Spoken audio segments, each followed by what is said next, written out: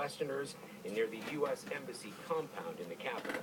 Now, we were in Afghanistan earlier this month for presidential elections, which saw large voter turnout, relatively minimal violence, but remains to be seen who the next leader of the country will be and which direction it will go.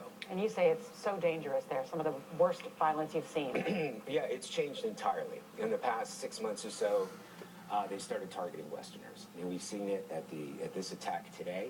We saw it with the killing of the AP journalist earlier this month. And the attacks at the hotel where we stay and the restaurant. So it is a concerted attempt to attack Westerners and foreigners. All right, Charlie, thank you. Thank you, Charlie.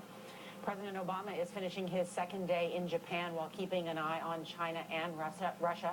Right now, he's attending a state dinner hosted by Japan's Prime Minister. The president said today that the U.S. and Japan must work better together. He also raised the possibility of new sanctions if Russia doesn't pull back in Ukraine.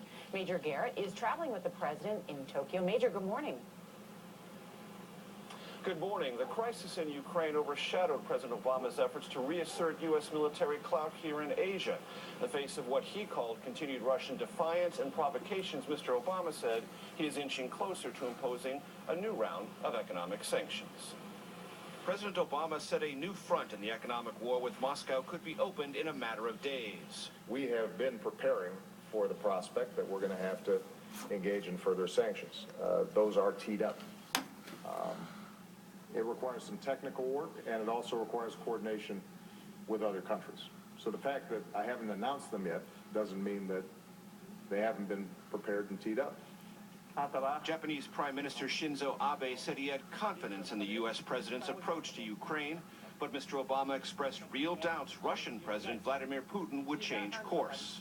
So far, at least, they have not chosen the wise path. I understand that additional sanctions may not change Mr. Putin's calculus. That's possible. How well they change his calculus in part depends on not just us applying sanctions, but also the cooperation of other countries. The president said Moscow can avoid sanctions by simply following through on pledges to ease up on Ukraine's fragile transitional government